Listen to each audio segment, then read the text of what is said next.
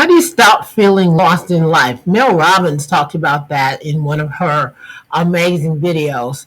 And I got to thinking about the questions that you would ask yourself to have a breakthrough when you feel stuck. What should you ask yourself if you're feeling stuck to have a breakthrough? Hi, hey, you CEO. I'm Dr. Sakira, business psychologist and CEO whisperer and systems strategist. Let's plant something powerful today.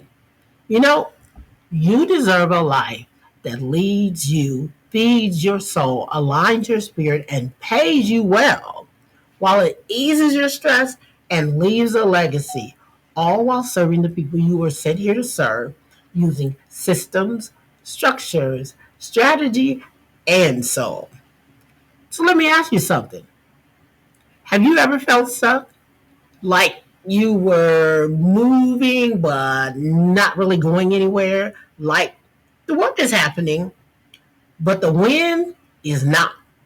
That's where we are going to be unlocking today. How to stop feeling stuck and reignite the momentum that moves you in purpose, in profit, and in peace. So, right now, you know what we're going to do? We're going to call you out if you're a stuck CEO. And you know how you're going to call your own self out, because here's what I know. You got dreams, you got deadlines, and you got decisions that are stacking up. But deep down, it feels like you're kind of drifting. Like you've tried the planners, you've taken the courses, you might have even bought a new coffee machine, thinking that caffeine might be the secret to getting you some clarity. But you see, here's the thing. Stuck's not a scheduling problem. It's a soul signal. If your inner system is saying, hey, we've outgrown this. We've outgrown this loop of planners and decisions and deadlines and dreams. We've outgrown it. We need some help. Then you need to ask the three questions that are going to unblock and unstuck and get you stuck out of your stuck so you can have a breakthrough. Here's the three questions that I give my executive clients when they hit that invisible wall. First of all, tell me, what season are you in? Because you might be trying to harvest in planting season. You might be trying to have a harvest when in reality you should be planting seeds for growth. And what you must know is that if you're expecting to plant seeds in a harvest season, you're not going to get any growth because it's not time. The soil might not be hot enough, or the soil might not be cold enough. Now, what does that mean in business? It means that you might be planting in the wrong location. You might be trying to sell to the wrong people. Not that your product isn't good, but it isn't in the soil where it can sell. Are you expecting results when it hasn't had an opportunity to root? Here's the second question you want to ask yourself. What story are you stuck in? Yeah, I said story.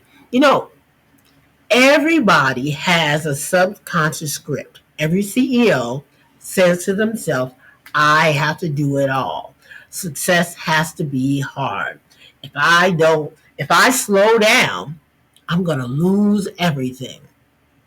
But until you rewrite that narrative, you're going to keep on recreating the same struggle. So I need you to find out, what is the story that you're telling yourself right now? And finally, the third question is, what system are you missing? Because see, you might not have a motivation problem. You probably have a system problem. The right system makes success a natural byproduct, not a daily hustle. Should I say that again?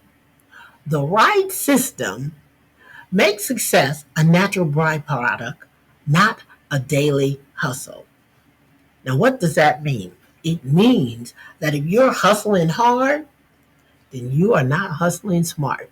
And hustling smart means that you are putting the right systems, the right structures, and the right strategy in the right place in the right season. The third part about this is soul and strategy reset. This is where we rebuild. Structure is things like you might have to redesign your week to match your current energy and your genius zones. System may look like you have to automate those things that steal your time and delegate what drains your spirit so that you can work in your highest and best self. Strategy is where you get back to your one goal, not your 5 goals, not your 10 goals, just your one. And knowing that you are doing the tasks that are moving you forward to that particular achievement. And finally, and most importantly, you're going to keep hearing me say that, soul is that you have to take a fast from the fear and you have to feast on the faith.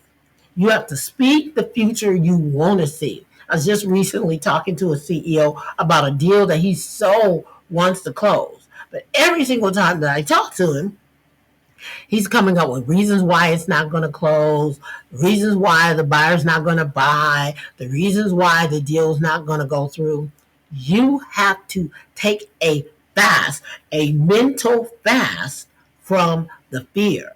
And you have to feast on the faith. You have to take in the faith. Remember, it said in the Bible that all you need is the faith of a mustard seed.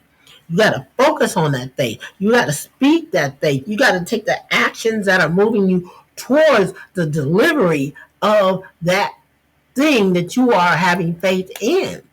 So again, the structure, the systems, the strategy, and the soul is the underlying situation that allows you to be able to move forward. So remember, you're not stuck. You're sitting in some sacred soil and you're waiting on the right soil conditions. So I want you to say this with me. I give myself permission to shift. I trade pressure for purpose because I'm not stuck. I'm strategic. You know, you didn't come this far to spin around in circles all the time. You came here to scale intentionally. And you can't do that if all you're ever doing is spinning and spinning and spinning. So stop spinning and focus. Feast on the faith. That's your word for today. Feast on the faith. Now, tag a CEO who's been doing too much and getting too little and remind them that there definitely is a better way. Because, see, you know what? You're not just here to grow a business. You are here to build a life that makes money, creates peace, and funds your legacy. I'll see you in the next video.